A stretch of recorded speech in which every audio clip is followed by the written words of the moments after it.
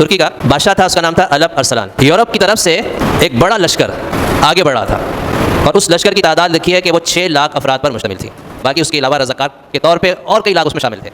اب یہ بڑا نڈر بہادر بادشاہ تھا، اس نے مشورہ کیا کہ بھائی ابھی لشکر آگے بڑھ رہا ہے اور جس علاقے سے ہو کر جا رہا ہے وہ علاقے والے پسپا ہو رہے ہیں، کوئی ان کا مقابلہ کرنے کے لیے تیار نہیں ہے، تو ہمیں کیا کرنا چاہیے؟ تو بادشاہ کے مشیروں نے مشورہ دیا کہ ہم نے مقابلہ کرنا ہے۔ بادشاہ نے کہا ٹھیک ہے مقابلہ کریں گے، لیکن اتنے بڑے لشکر کا مقابلہ کرنا کوئی آسان کام نہیں تھا۔ بادشاہ نے کہا فوج تیار ہو جائے۔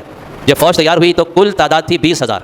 وہی بات ہے جو میں نے کہا کہ بسا اوقات اللہ تعالیٰ ایمانی جذبے کی وجہ سے چھوٹے لشکر کو بڑے پر غلبہ عطا کرتے ہیں۔ اب وہ 20,000 فوجی جب روانہ ہوئے ہیں تو ایک جگہ جب پڑاؤ ڈالا تو جب تعداد دیکھی گئی تو رہ گئے 15,000، 5,000 تدر بدر ہو گئے۔ اگلی جگہ جب پڑاؤ ڈالا تو دیکھا کہ رہ گئے 12,000۔ بادشاہ نے کہا کہ ہم ابھی حملہ نہیں کریں گے، جمعے کی نماز ہو جائے، کیونکہ جمعے کی نماز میں ہمارے لیے سارے مسلمان دعا کریں گے، تو ان کی دعا کی برکت سے انشاءاللہ ہم اس لشکر کو لے کر روانہ ہوں گے۔ بادشاہ نے کہا کہ 12 صفیں بناؤ، ہر صف میں 1000 بندے کھڑے ہو جائیں، اور بادشاہ نے کہا جیسے میں کہوں حملہ کر دینا ہے۔ بس اللہ تعالیٰ کی مدد کہ مسلمانوں نے ایک دم حملہ کیا اور وہ کافروں کے لشکر میں گھستے چلے گئے، یہاں تک کہ جو کافروں کا بادشاہ پیچھے موجود تھا اس تک پہنچ گئے، اس کے خیمے تک پہنچ گئے اور اس کو گرفتار کر لیا اور کسی کی گردن اڑائی اور مشہور کر دیا کہ کافروں کا جو بادشاہ ہے، رومیوں کا بادشاہ، وہ قتل ہو گیا۔